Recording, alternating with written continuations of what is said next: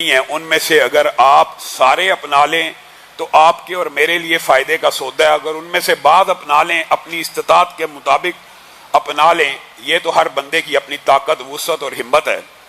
پہلی بات تو یہ ہے کہ اعتکاف کرنے والے جو معزز مہمان اللہ کے ہیں، ہم ان کو خوش آمدید بھی کہتے ہیں. اور میں اپنے بھائیوں اور ساتھیوں سے یہ کہوں گا کہ اعتکاف والوں کے لیے دل کو کشادہ رکھیں. ان کی خدمت میں، ان کے احترام میں کسی بھی قسم کی کوئی کمی نہیں آنی چاہیے. اور اعتکاف والوں کو میں یہ کہوں گا کہ جب مغرب اور عشاء کی نماز ہو تو اس کے لیے نمازیوں نے صفوں میں آنا ہوتا ہے، تو اپنے بستروں کو اور خیموں کو اس وقت اٹھا دیا کریں تاکہ آسانی سے لوگ نماز پڑھ لیں. میرے بھائیو، یہ جو اعتکاف کی عبادت ہے یہ بھی کوئی چھوٹی عبادت نہیں ہے. نبی کریم صلی اللہ علیہ وسلم کی صحیح حدیث موجود ہے کہ اللہ کا قرب تلاش کرنے کے لیے فرائض بہترین ہوتے ہیں اور نوافل جو سنت سے ثابت و بہترین ہوتے ہیں. حتیٰ کہ اللہ کا قرب اختیار ایسا ہو جاتا ہے کہ پھر اللہ تعالیٰ بندے کو ایسا ویژن، ایسی بصیرت عطا کر دیتا ہے کہ بندہ، اس کے ہاتھ بھی، اس کے کان بھی، اس کی آنکھیں بھی ایسے ہو جاتی ہیں جیسے اللہ کی مدد اور معید اور تائید ہو جاتی ہے. اور حدیث کے الفاظ تو اس سے بھی بڑے ہیں کہ گویا ہاتھ بھی اللہ کا ہو جاتا ہے. اس سے مراد یہ نہیں ہے معاذ اللہ کہ اللہ کا ہاتھ ہو جاتا ہے، مراد یہ ہے کہ اس کا ویژن اتنا کھل جاتا ہے، اس کا ویژن اتنا براڈ ہو جاتا ہے کہ وہ ہر چیز کو بلیک اینڈ وائٹ کے تناظر میں اس آسانی سے دیکھ لیتا ہے. اس کو سمجھ آ جاتی ہے کون سی چیز اچھی ہے، کون سی چیز بری ہے. اور یہ جو اعتکاف کی عبادت ہے یہ رسول اللہ صلی اللہ علیہ وسلم کو قدرتی بات ہے، اتفاقی بات ہے کہ رسول اللہ صلی اللہ علیہ وسلم کے اوپر جب پہلی وحی نازل ہوئی تو رسول اللہ کہاں پہ تھے؟ غار حرا میں. اور رسول اللہ کیا کر رہے تھے؟ یہ جو اعتکاف ہوتا ہے یہ غور و فکر کا نام ہے اور اللہ کے ساتھ اپنی لائن سیدھی کرنے اور کنیکشن مضبوط کرنے کا نام ہے. اسلام میں رہبانیت نہیں ہے، لیکن اسلام میں ان 10 دنوں میں اعتکاف ہے کہ دنیا سے کٹ کر، ہر بندے سے رابطہ منقطع کر کر ایک اللہ سے تار ملائی جائے. اور اللہ نے وہ طریقہ بھی بتا دیا کہ ایک سرا قرآن پاک کا میرے ہاتھ میں ہے اور دوسرا سرا تمہارے ہاتھ میں ہے. جو اللہ تک پہنچنا چاہتا ہے اس کنیکشن کو مضبوط کر لے، اللہ تک پہنچ جائے گا. اور میرے بھائیو، جو لوگ اعتکاف کر رہے ہیں یہاں پر یا پورے پاکستان میں یا پوری دنیا میں، ان سے یہ گزارش ہے کہ اعتکاف کے اندر جو سب سے معیوب چیز ہے کہ آپ اللہ کے لیے 10 دن کے لیے یہاں پہ آئے ہیں، لیکن آپ ساتھ موبائل بھی لے آئے ہیں اور موبائل کے اوپر بھی بیٹھے ہیں. آپ کے رشتہ داروں کے ساتھ تعلقات بھی موبائل کے اوپر قائم ہو رہے ہیں، کاروباری لوگوں کے ساتھ بھی بات چیت ہو رہی ہے. ان 10 دنوں کے اندر خدا را اعتکاف کرنے والے ہوں یا اعتکاف نہ کرنے والے ہوں، ان 10 دنوں کے اندر میں تو پہلے آپ کو کہہ چکا ہوں کہ رمضان کے اندر ہمارے ائمہ اور علماء کا یہ طرز عمل تھا کہ کاروبار بھی بند کر دیا کرتے تھے کہ یہ مہینہ اللہ کے ساتھ تجارت کا مہینہ ہے. اس مہینے میں نہ کوئی تجارت ہوگی، نہ کوئی دکان کھلے گی. دکان کھولنا معیوب نہیں ہے یا تجارت کرنے میں عیب نہیں ہے اگر شرعی تقاضے پورے ہو رہے ہیں. لیکن یہ آخری گنتی کے 9-10 دن رہ گئے ہیں. اگر ان میں آپ صرف اللہ کے لیے خالص ہو جائیں گے، اللہ کے ساتھ لائن ملانے کی کوشش کریں گے، تو اللہ رب العزت بھی آگے بڑھ کر آپ کی نیکیوں کو قبول کرے گا. اور اس کی مثال اللہ تعالیٰ نے کلام حمید میں خود ارشاد فرما دی ہے، لیلۃ القدر خیر من 1000 شہر. اللہ تعالیٰ یہ نہیں چاہتا کہ اس کے بندے جہنم میں جلیں. اللہ تو چاہتا ہے کہ جو موقع میں میسر کروں اس موقع سے بندے فائدہ اٹھا کر جنت کے راہی بن جائیں. بتائیے اس سے بڑا کون سا موقع ہو سکتا ہے؟ آج آپ نے ایک کلیہ یاد کرنا ہے. بہت سے ساتھی آج بھی سوال کر رہے تھے لیلۃ القدر کی کیا نشانی ہوتی ہے. آپ علماء اس حوالے سے بتاتے ہیں، آپ کو جزوی طور پہ بتا دیتا ہوں کہ لیلۃ القدر کے اندر موسم معتدل ہوتا ہے. جس قسم کا موسم ہو رہا ہو، اگر نہایت سردیوں میں رمضان ہے تو اس دن شدید سردی نہیں پڑے گی، اگر نہایت گرمیوں میں رمضان ہے اس دن شدید گرمی نہیں پڑے گی. یہ نشانیاں حدیث سے ثابت ہیں. لیکن میرے بھائیو، ان 9-10 دنوں کے اندر بھی آپ کی عقل پہ کس نے پردہ ڈال دیا کہ آپ نے ایک دن کی تلاش کرنی ہے، آپ نے صرف ایک رات کو عبادت کرنی ہے؟ یہ 9 دن یا 9 راتیں جو آپ کے مقدر میں باقی رہ گئی ہیں، آپ کو ایک گارنٹی دیتا ہوں لیلۃ القدر پانے کی. ان 9 راتوں میں ایک شیڈول بنا لیجئے، ایک شیڈول بنائیے. سوچئے، جو لکھنا چاہتے ہیں چاہے لکھ لیں، ایک شیڈول بنائیں اور 9 راتوں میں صرف اتنی عبادت کر لیں. آپ کے اوپر یہ گارنٹی ہے अल्लाह की तरफ से भी और रसूलुल्लाह की तरफ से भी। आपने फिर वहम नहीं करना, फिर शक नहीं करना। इसका मतलब यह होगा कि आपने लैलतुल कदर को पा लिया। इंशाअल्लाह अल्लाह ताला हम सब के नसीबे में लैलतुल कदर कर दे। और ये लैलतुल कदर अगर आप इसके ऊपर सिर्फ गौर करें, आजकल रातें अगर 8.5 घंटे की लगाई जाए, 9 घंटे की, मुख्तलिफ औकात में मुख्तलिफ घंटे की रातें होती हैं। आज के हिसाब से कहते हैं 8, 8.5, 9 घंटे की अगर रात लगा ली जाए तो आप बताइए 1000 महीना जो इस्लामी सालों के एतबार से 83 साल से भी ऊपर बनता है, 83 साल से भी, और अगर ईसवी साल लगाए जाएं 81 साल के करीब बनता है। एक घंटा अगर 8, 8.5, 9 घंटे की रात है तो आप ये देखें कि ये 8.5, 9 घंटे 81 बरस ईसवी के बराबर हैं और 83 बरस इस्लामी सालों के बराबर हैं। 8 घंटे, 1 घंटा 10 साल से ज्यादा कीमती है। और मैं और आप कितने बेवकूफ हैं वो घंटा जाया कर दें। हम बेवकूफ हैं। आज तो खुद गर्ज बन जाइए। आज आप ये इरादा कीजिए इन 9 रातों में मैं सेल्फिश हूं, मैं खुद गर्ज हूं, मैं अपने लिए जन्नत के वो अमाल कमा लूंगा। अगर इन रातों में भी खुदगर्जी नहीं करनी और इन रातों में भी सेल्फिश नहीं होना। लोग कहते हैं इमाम मालिक ने, वो इतनी दूर से बंदा आया था, एक सवाल का जवाब ही दे देते। अब ये बात समझ आती है जब इंसान का विजन क्लियर होता है। इमाम मालिक को पता था अगर मैं मसले मसाइल में पड़ गया मेरे कई घंटे जाया हो जाएंगे, तो मैं वो अपना पूरा महीना फतवा ही बंद कर देते थे, हदीस पढ़ाना बंद कर देते थे। कहते थे ये कुरान का महीना है, ये इबादत का महीना है, हम इस महीने के अंदर सिर्फ रब को राजी करेंगे। और आपने ये 9 दिन 8 घंटे, हर घंटा 10 साल के बराबर है। आप और मैं बेवकूफ होंगे अगर जाया कर दें।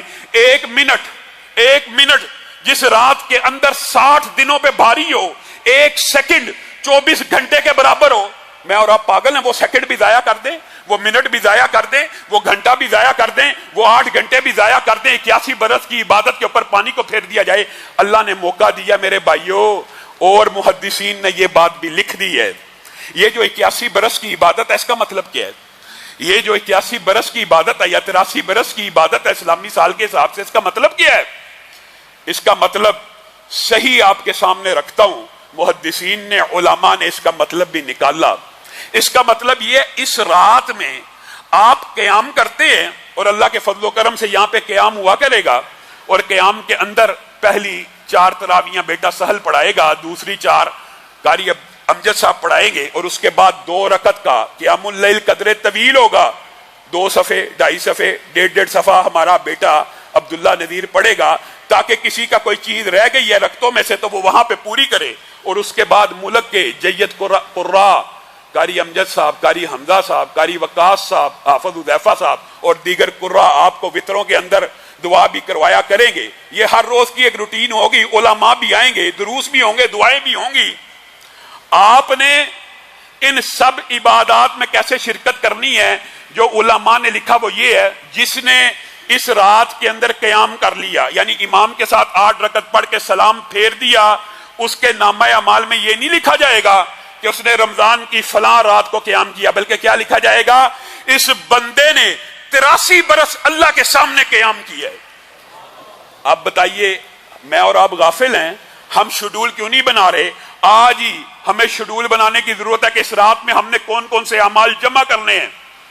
हम सूरतों के हवाले से फजाइल जिक्र कर रहे थे, उनकी तरफ भी आएंगे।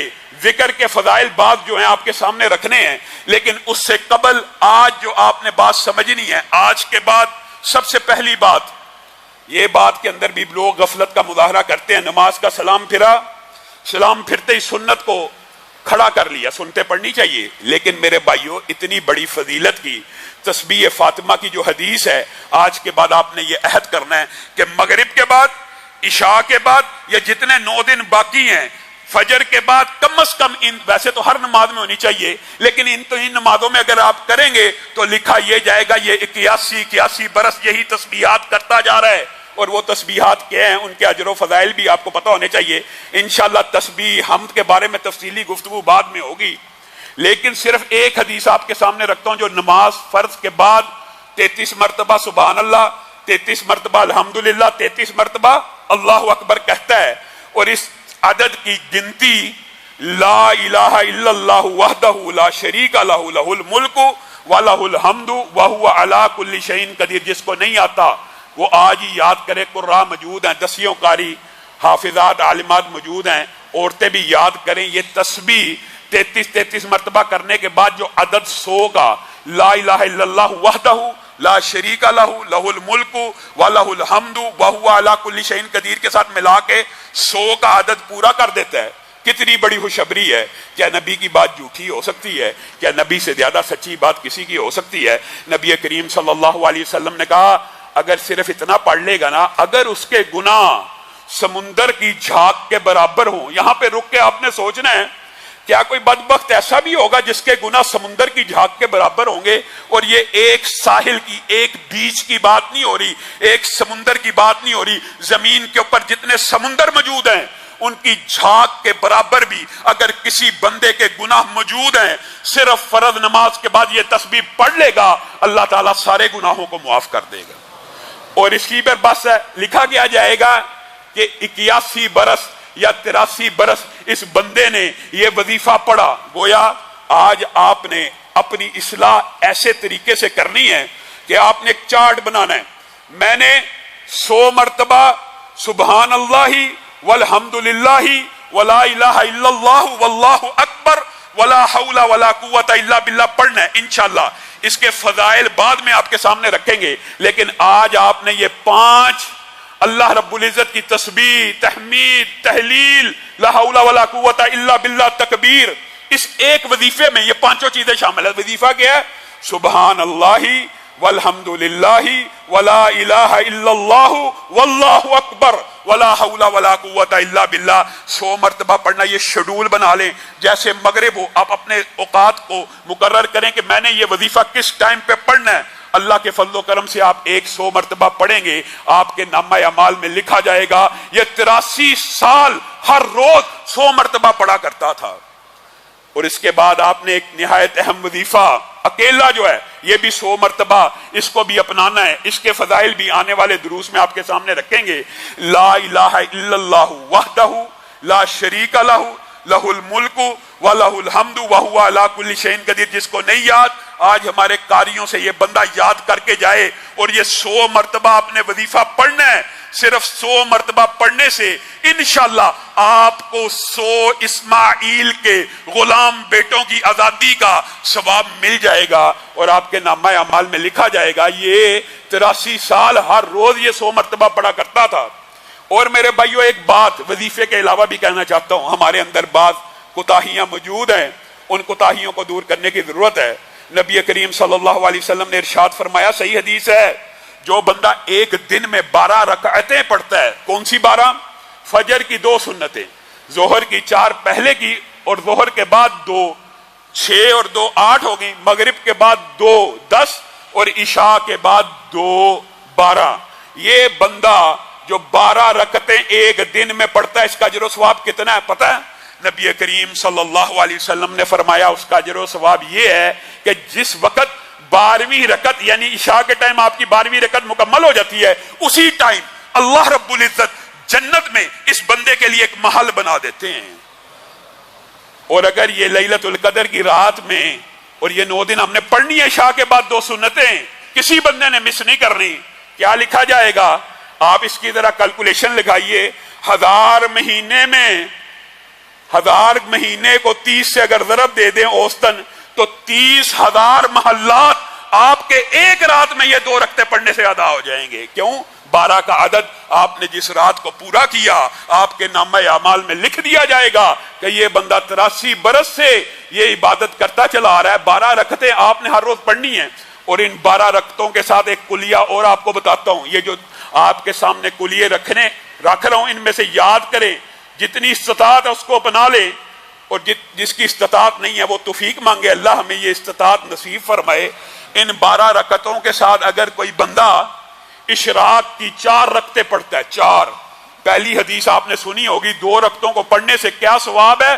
پورے کے پورے حج کا، پورے کے پورے عمرے کا۔ کس بندے کے لیے؟ اعتکاف والوں کے لیے کتنی آسان عبادت ہے۔ فجر پڑھی، ادھر ہی مسجد میں ہی رہنا، اب تو مسجد سے نکلنا ہی نہیں، قدرتی بات اللہ نے موقع دے دیا اعتکاف والوں کو۔ اب وہ جب سورج طلوع ہو جائے 10-12 منٹ کے بعد جب اشراق کا وقت شروع ہو جائے اس وقت 2 رکعتیں پڑھیں گے، پورے کے پورے حج اور عمرے کا ثواب تو مل گیا. اور اگر 4 پڑھ لی اس کے بارے میں بھی حدیث یہ ہے کہ اس کا جنت میں ایک محل بن جائے گا. اور یہ کس دنوں کی بات ہو رہی ہے جن کی ایک ایک دن کی ایک ایک رات کی عبادت 83 برس کی ہے. گویا آپ صرف یہ 9 دن اپنا لیں، 12 رکعت یہ پڑھنی ہے، 4 رکعت یہ پڑھنی ہے، تو گارنٹی ہے آپ کے 60,000 سے زائد محلات اللہ رب العزت جنت میں اختیار کر دے گا. اور کیا چاہیے، کیا چاہیے؟ اور میرے بھائیوں چند نہایت چھوٹے کلیات ہیں جن سے ہم غافل ہیں.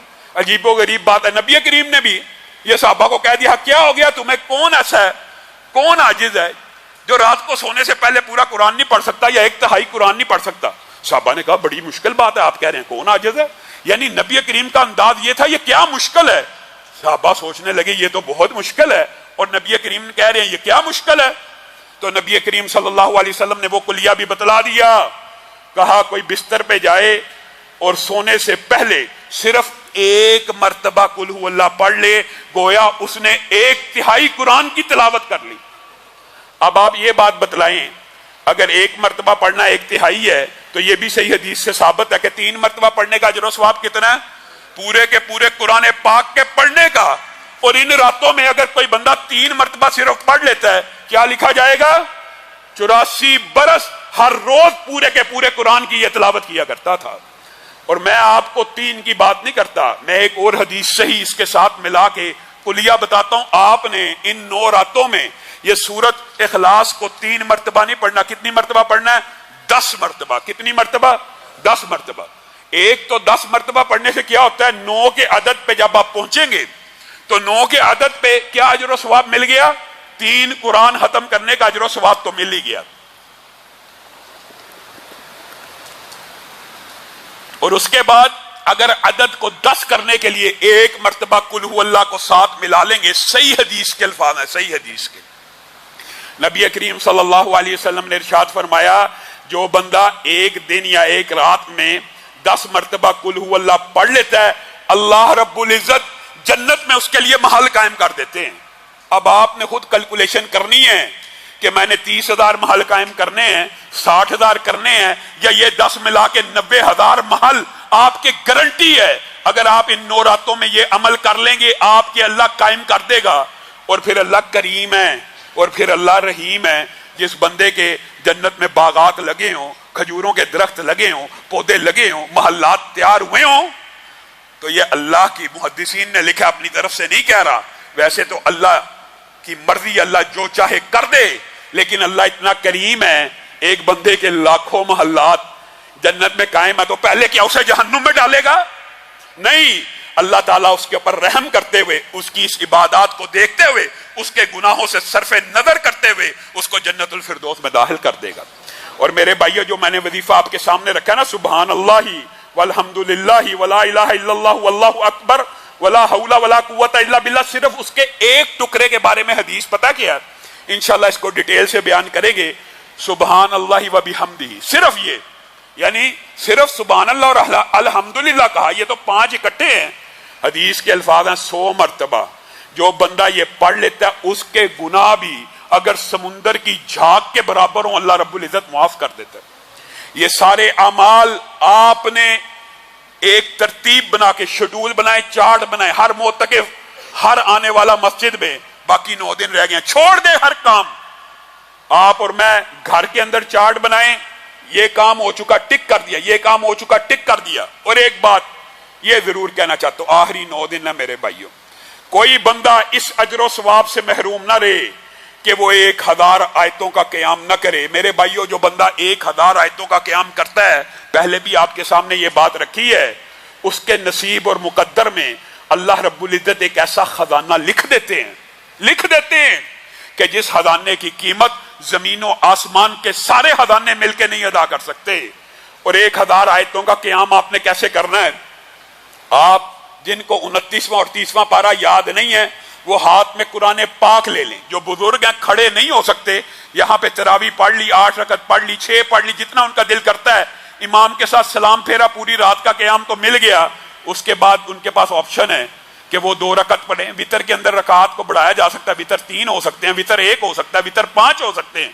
اس کے اندر 2 رکعتوں کے اندر جو بزرگ کھڑے ہو کے نہیں پڑھ سکتے, کرسی کے اوپر بیٹھیں, قرآن پاک اپنے پاس رکھیں, قرآن پاک کھول لیں, پہلی رکعت کے اندر 29واں پڑھ لیں, دوسری رکعت کے اندر 30واں پڑھ لیں. پہلی ایک رکعت میں 29واں 30واں پڑھ لیں تو 29ویں اور 30ویں پارے کی آیات کی تعداد 1000 سے زائد ہے. فائدہ کیا ہوگا؟ سبحان اللہ. میں کہتا ہوں یہ کلیہ آپ نے مس نہیں کرنا. یہ اگرچہ کچھ مشکل ہوگا لیکن اس کا اجر و ثواب پتہ کتنا؟ آپ کے نامہ اعمال میں یہ لکھ دیا جائے گا یہ بندہ 84 برس تک روزانہ 1000 آیات کا قیام کیا کرتا تھا. اور 1000 آیتوں کا قیام یہ کوئی چھوٹی عبادت نہیں ہے. خالی 100 آیتیں بغیر قیام کے پڑھنے کا ثواب یہ ہے کہ اس بندے نے پوری رات قیام کیا. تو جو نماز کے اندر 1000 آیتوں کا قیام کر لے گا اس کے اجر و ثواب کا کیا کہنا. اور میرے بھائیو, رسول اللہ صلی اللہ علیہ وسلم ان 9-10 دنوں میں, یہ بھی ایک سنت ہے جو ہم نے ترک کر دی ہے, اور اس سنت کو بھی جو اختیار کرنا چاہیے, فرض نہیں ہے لیکن اس سنت کو بھی جو اختیار کرنا چاہے کر لے. رسول اللہ صلی اللہ علیہ وسلم ان راتوں کے اندر نہانے کے اوقات آپ کو پتا رسول اللہ کے دن کے تھے, لیکن جب یہ راتیں آتی تھی تو رسول اللہ مغرب کے بعد نہایا کرتے تھے. کیوں مغرب کے بعد؟ اس لیے نہایا کرتے تھے کہ اس غسل سے میں چاقو چبند ہو جاؤں اور میں ساری رات رب کی عبادت کر کے رب کو راضی کر لوں. مغرب کے بعد غسل کرنا ان راتوں میں یہ بھی سنت سے ثابت ہے. جو بندہ یہ سنت بھی اپنانا چاہتا ہے رسول اللہ کی, یہ چھوٹی چھوٹی سنتیں کوئی بندہ اختیار کرے گا تو ناکام اور نامراد نہیں ہوگا. اور پھر ان راتوں میں یہ سنت ہے کہ ساری رات جاگنا ہے. رسول اللہ نے کبھی جبر نہیں کیا اپنی ازواج کے اوپر, اپنے رشتہ داروں کے اوپر, لیکن ان 9-10 دنوں میں رسول اللہ حکمن جبرن اپنی ازواج کو بھی اٹھاتے تھے, اور جو کوئی آپ کو ملتا آپ کہتے تھے کھڑے ہو جاؤ ساری رات اللہ کی عبادت کرو. وجہ یہ ہے جو آپ کے سامنے رکھ رہا ہوں کہ 9 ہی تو دن ہیں, 9 ہی تو راتیں ہیں گنتی کی, یا 10 دن آپ کو مل جائیں گے. اگر 29واں کا ہوا تو 9, اور اگر 30 ہوئے تو 10 دن آپ کو مل گئے.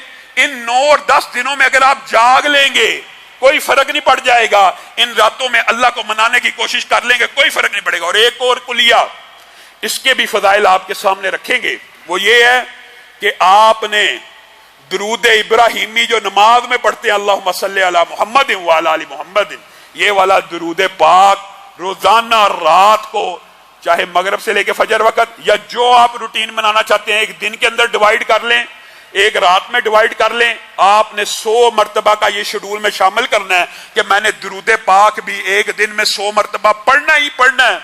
اور میرے بھائیوں, کلیوں میں سے ایک کلیہ محدثین نے جو بیان کیا وہ بھی بیان کرنا چاہتا ہوں.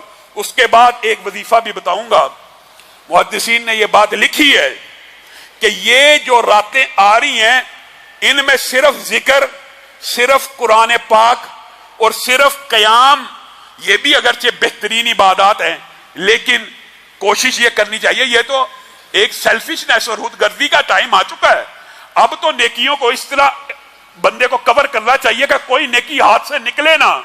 اس لیے محدثین نے کہا ان راتوں میں جس طرح پورے رمضان میں انفاق کا ثواب زیادہ ہے تو اس رات میں اگر یہ 9 راتوں میں ایک بندہ روزانہ صرف 1 روپیہ, 1000 روپے, 10,000 روپے, 1 لاکھ اپنی جیب کے مطابق دیتا ہے تو اس کے نامہ اعمال میں یہ صرف ذکر کے بارے میں ہاتھ نہیں ہے بلکہ اس کے نامہ اعمال میں لکھا جائے گا اس بندے نے 84 برس ہر روز 1000 روپیہ صدقہ کیا. صرف 9 دن میں 9000 روپیہ لگنا ہے, اور لکھا کیا جانا ہے 9 دن میں کسی کا اگر 90 روپے لگنے ہیں, 9 روپے لگنے ہیں, لکھا یہ جانا ہے کہ اس بندے نے 83 برس ہر روز 1000 دیا ہے, ہر روز 10,000 دیا ہے, ہر روز 1 لاکھ دیا ہے. اسی لیے صحابہ ان راتوں کے اندر نیکیوں کے یہ بات نہیں ہے کہ صرف قولی عبادت ہے, مالی عبادات بھی یہاں پہ بجا لانی ہے, بدنی عبادات بھی یہاں پہ بجا لانی ہے. اسی لیے یہ بات بھی اگر آئی ہے ضمنی طور پہ تو کہہ دیتا ہوں, صحابہ کا طرز عمل تھا اور اسلاف کا رات کے پچھلے پہر ان راتوں میں نکل جاتے تھے. کہاں؟ مریض کی عیادت کرنے, کہ یہ نیکی بھی مل جائے, کیونکہ صرف مریض کی عیادت کرنے کا اجر و ثواب آپ کے علم میں ہے نا, 70,000 فرشتے آسمان سے نازل ہوتے اپنے اس بندے کے لیے دعا کرنے کے لیے جو اپنے بھائی کا حال چال پوچھنے کے لیے چلا جاتا ہے. اور یہاں پہ ہمیں کتنی اللہ نے آسانی دی ہے, ہمیں جانا پڑنا ہے نہیں, ہم نے موبائل فون کرنا ہے, خالہ جان آپ کا کیا حال ہے, میں آپ کے لیے دعا گو ہوں, آپ نے ان کی فون پہ عیادت کر لی, انشاءاللہ آپ اس اجر و ثواب کے مستحق ہو جائیں گے. گویا صحابہ نے صرف الفاظ کی, ذکر کی, قولی عبادات کے اوپر ان دنوں میں توجہ نہیں دی, بلکہ مالی عبادات کے اوپر بھی دیا کرتے تھے. اور رسول اللہ صلی اللہ علیہ وسلم آندھی اور طوفان سے زیادہ ان 10 دنوں میں خرچ کیا کرتے تھے, کمر کس لیا کرتے تھے. ساری زندگی اعتکاف کیا, 10 دن اللہ کے ساتھ لائن. نبیوں کی تو ویسے ہی جبریل امین کے ذریعے ملی ہوتی ہے, لیکن یہ میرے اور آپ کے اصلاح کے لیے ہے کہ رسول اللہ نے ایک مرتبہ ایسا ہوا اعتکاف رہ گیا تو رسول اللہ صلی اللہ علیہ وسلم نے اس اعتکاف جو نفلی عبادت ہے اس کی بھی قضا دی, اور اگلے برس 20 دن بیٹھے. گویا نفل کی قضا بھی نفل ثابت ہے, سنت کی قضا بھی سنت ثابت ہے, اور فرض کی جو قضا ہے وہ تو فرض بندے کے اوپر ہے ہی ہے, وہ تو دینی دینی ہے. اور میرے بھائیو ایک بات جو بہت اہم کلیہ ہے وہ یہ ہے, استغفر اللہ کا کثرت سے آپ نے ورد کرنا. یہ بھی آپ اپنا شیڈول بنائیں, اس کے اندر تو میرا خیال ہے 100 کی تعداد مقرر کرنا تو بہت تھوڑی بات ہے. جو بندہ اپنی توفیق کے حساب سے کر سکتا ہے وہ کر لے. استغفر اللہ الذی لا الہ الا هو الحی القیوم واتوب الیہ. اس ایک وظیفے کے بارے میں حدیث ہے کہ اگر کوئی بندہ یہ الفاظ صدق دل سے کہہ دے کہ اللہ مجھے معاف کر دیں, میں آپ کے سامنے آتا ہوں, آپ ہی اللہ ہیں, آپ حی القیوم ہیں, اور آپ مجھے معاف کر دیں. اگر وہ بندہ میدان جنگ سے, مسلمانوں کے مارکہ جہاد سے پیٹ پھیر کے بھی بھاگا ہو, اللہ تعالیٰ اس کا یہ گناہ بھی معاف کر دے گا. تو آپ نے اس رات کے اندر جہاں پہ نیکیوں کے فضائل کے ذکر کرنے ہیں وہاں پہ اللہ سے معافی بھی مانگنی ہے. اس کا بھی فائدہ یہی ہے کہ آپ کے نامہ اعمال میں لکھا جائے گا کہ یہ بندہ 83 برس اللہ سے معافی مانگتا رہا. جو بندہ 83 برس اللہ سے معافی مانگتا رہے اس کے نامہ اعمال میں یہ لکھا ہوا پایا جائے گا, تو کیا رب اسے معاف نہیں کرے گا؟ اپنی عمر سے بھی زیادہ بڑی اللہ تعالیٰ آپشن دے رہا ہے, اور پھر بھی آپ یہ سمجھتے ہیں کہ اللہ رب العزت معاف کرنے والا نہیں ہے. میرے بھائیوں جو قل ہو اللہ کے بارے میں بات کی, اگر بات آئی ہے تو اس بات کو مکمل کرتے ہیں تاکہ اگلے درس کے اندر اس کے علاوہ کی صورتوں کے فضائل رکھے جائیں. اور ایک کلیہ اور آپ نے یاد رکھنا, جس طرح قل ہو اللہ 1/3 قرآن ہے تو یہ حدیث بھی حسن ہے کہ قل یا ایھا الکافرون 1/4 قرآن کے برابر ہے. یہ آپ نے ہر روز رات کو 12 مرتبہ پڑھنی ہے تاکہ 3 قرآنوں کا اجر و ثواب. قل یا ایھا الکافرون 12 مرتبہ پڑھنے میں کیا ٹائم لگ جائے گا, 10 دفعہ قل ہو اللہ پڑھنے سے کیا ٹائم لگ جائے گا. اور قل ہو اللہ کے معنی کے اوپر بھی غور کرنا ہے اور اس سورت سے محبت کرنی ہے. اور یہ میں کیوں کہہ رہا ہوں, مسجد قباء میں ایک صحابی رسول تھے, امام تھے, اور وہ کیا کیا کرتے تھے, سورت فاتحہ پڑھی اس کے بعد قل ہو اللہ پڑھنا شروع کر دیتے تھے. قل ہو اللہ پڑھنے کے بعد قرآن پاک کو دیگر مقامات سے پڑھنا شروع کر دیتے تھے. اس حدیث سے یہ بات بھی ثابت ہوتی ہے کہ یہ جو ترتیب توقیفی کے اعتبار سے قرآن پاک کو پڑھنا ضروری نہیں ہے, کیونکہ یہ صحابی سب سے پہلے کیا پڑھا کرتے تھے, قل ہو اللہ, اور اس کے بعد قرآن کی تلاوت کیا کرتے تھے. رسول اللہ کے پاس مقدمہ آ گیا, یہ بندہ ہر رکعت میں قل ہو اللہ پڑھتا ہے, ہر رکعت میں قل ہو اللہ پڑھتا ہے. رسول اللہ صلی اللہ علیہ وسلم نے آپ کے نمازیوں کو کہا, اس بندے کے نمازیوں کو یعنی اس صحابی کے, اگر آپ چاہتے ہیں کہ آپ اس امام کو بدل دیں تو آپ بدل دیں. ابھی رسول اللہ کی بارگاہ میں وہ بندہ پیش نہیں ہوا, وہ صحابی. اگر آپ اپنا امام بدلنا چاہتے ہیں تو بدل دیں. قباء کے لوگوں نے کہا امام تو بڑا اعلیٰ ہے, نیک اور متقی ہے, امام نہیں بدلنا چاہتے, لیکن یہ جو مسئلہ ہے کہ ہر روز ہر رکعت میں قل ہو اللہ پڑھتا ہے, اس کی کیا وجہ ہے؟ تو رسول اللہ صلی اللہ علیہ وسلم کے پاس مقدمہ جب آ گیا, رسول اللہ نے اس کو طلب کر لیا اور کہا کیا معاملہ ہے, ہر رکعت میں تو قل ہو اللہ پڑھتا ہے؟ کہا مجھے اس سورت سے محبت ہے, اور میں یہ سورت اس لیے پڑھتا ہوں کہ اس کے اندر اللہ کا توحید بیان ہوئی ہے, اللہ کی توحید بیان ہوئی ہے, یہ چیزیں بیان ہوئی ہیں کہ اللہ واحد ہے, احد ہے, تفصیلی بات کہ اللہ کی کوئی اولاد نہیں, اللہ کا کوئی والد نہیں ہے. تو میرا جب بھی قرآن کی تلاوت شروع کرنے کو دل کرتا ہے تو میں ابتدا میں یہی پڑھ لیتا ہوں. تو رسول اللہ صلی اللہ علیہ وسلم نے اپنے باقی صحابہ کو مخاطب ہو کے کہا, یہ بندہ جس کو قل ہو اللہ سے محبت ہے, اس قل ہو اللہ کی محبت کی وجہ سے اللہ نے اس کو جنت میں داخل کر دیا۔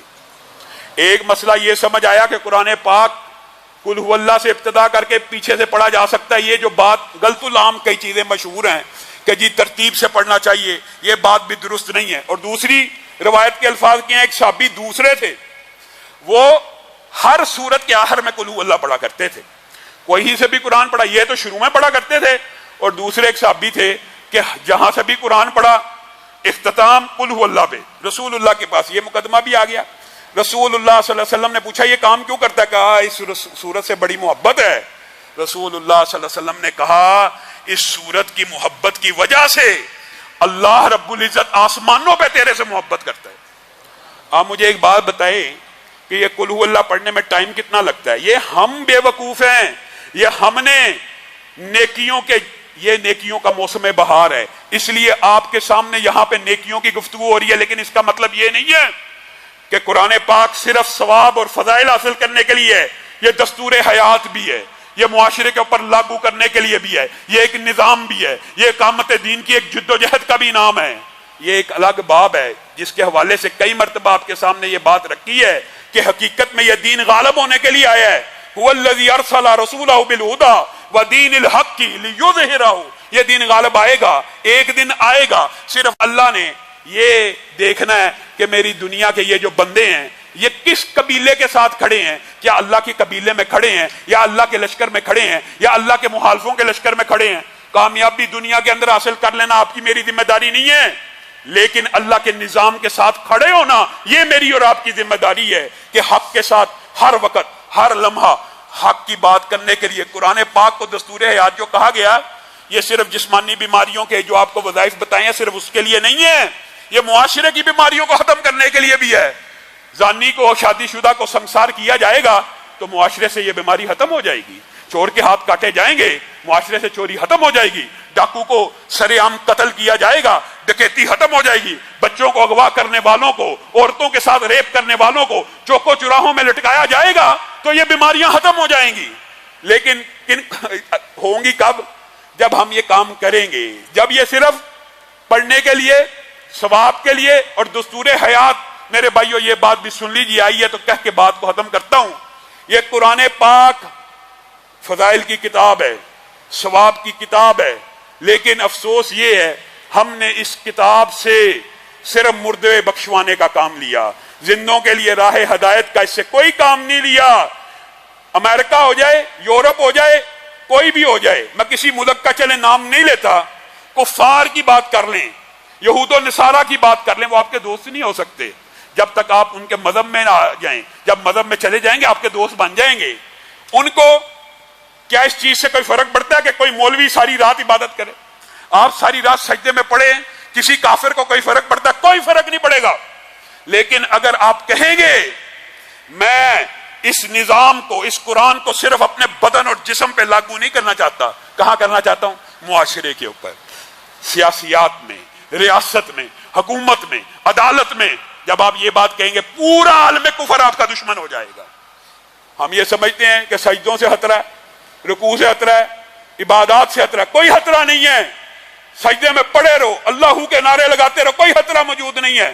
لیکن ان ایام کے اندر آپ نے یہ ثواب بھی حاصل کرنا ہے۔ اصل خطرہ یہ ہے کفار کو کہ اس قرآن کو جو بندہ اپنے جسم پہ لاگو کر رہا ہے، لا محالہ بات ہے، یہ بات بھی یاد رکھیے، جب آپ اس قرآن کو اپنے جسم پہ لاگو کرتے ہیں، جب آپ کی زبانیں سے تر ہو جاتی ہیں، اس کے اندر ایک جلالی اور وجدانی کیفیت ہوتی ہے، یہ آپ سے یہ تقاضا کرتی ہے کہ اس کو اپنے بیوی بچوں پہ بھی نافذ کرو، اس کو اپنے گھر میں بھی نافذ کرو۔ جب بیوی بچوں اور گھر کے اندر بھی نافذ ہو جاتا ہے پھر یہ تقاضا کرتا ہے کہ اس کو معاشرے پہ بھی نافذ کرو، اور یہی وہ بات ہے جس سے وہ خطرہ محسوس کرتے ہیں۔ اللہ رب العزت جو کہا گیا، جو سنا گیا، اس کو سمجھنے کی توفیق عنایت فرمائے، اور جو بولتے ہوئے غلطیاں کوتاہیاں ہوئی ان کو معاف فرمائے۔ ہمارے ایک دوست بھائی ہیں ایاز بھائی، کل الحمدللہ بالکل ٹھیک تھے، رات کو ان کو ہلکا سا لقوے کا اٹیک ہوا ہے، سب ساتھی دعا کریں اللہ تعالیٰ ان کا یہ لقوہ دور فرمائے اور ان کو شفائے کاملہ عاجلہ نصیب فرمائے۔ معزز سامعین گرامی قدر، آج انشاءاللہ 4 تراویحاں قاری امجد صاحب پڑھائیں گے، اور اس کے بعد 2 رکعت قاری عبداللہ چدر صاحب پڑھائیں گے، اور اس کے بعد ڈاکٹر مطیع اللہ باجوہ کی گفتگو ہوگی، اور اس کے بعد وطر ہوگا۔ بالعموم روٹین یہی چلائیں گے، لیکن مہمانوں کے اعتبار سے کل آپ کے سامنے ڈاکٹر عبید الرحمان محسن صاحب نے آنا ہے، آپ کو پتا ولی کامل ہیں، ولی کامل کے بیٹے ہیں، تو ان کے پاس وقت نہیں ہے. ہم یہ کوشش کریں گے کہ ان کا درس عشاء کے فوراً بات کروا لیں اور اس کے بعد 10 کی 10 رکھتے ہیں ایک ہی دفعہ میں پڑھ لی جائیں. تو اس طرح شیڈول ہوا کرے گا. اور پرسوں حافظ فرقان الہی ظہیر صاحب آئیں گے سیالکوٹ سے. اس طرح جید علماء یہاں پہ خطابات کے لیے آئیں گے. مولانا یوسف مسروری صاحب 27ویں کو آئیں گے، مولانا عتیق الرحمان الوی صاحب 25ویں کو آئیں گے. اور اس کے علاوہ فجر کے اندر بھی دروس ہوتے ہیں. جو ساتھی رات کے دروس میں شرکت کرتے ہیں ان کے لیے یہ بھی خوشخبری کی بات ہے کہ فجر کے وقت بھی پاکستان کے جید اور مستند علماء یہاں پہ دروس دیتے ہیں. اور یہ فیسیلٹی صرف اعتکاف والوں کے لیے نہیں ہے، اعتکاف والوں کے لیے ظہر سے عصر تک مختلف کورسز ہم نے ڈیزائن کیے ہیں. آپ عام عوام میں سے بھی جو شامل ہونا چاہے ہو سکتا ہے. عصر کے بعد سوال و جواب کی جو نشست ہوتی ہے وہ میں خود کرتا ہوں، وہ بھی عام عوام شرکت کر سکتی ہے، صرف اعتکاف والوں کے لیے خاص نہیں ہے. تو آپ سب ساتھی عبادات کے ان ایام میں کمر کو کس کر اللہ رب العزت کی بارگاہ میں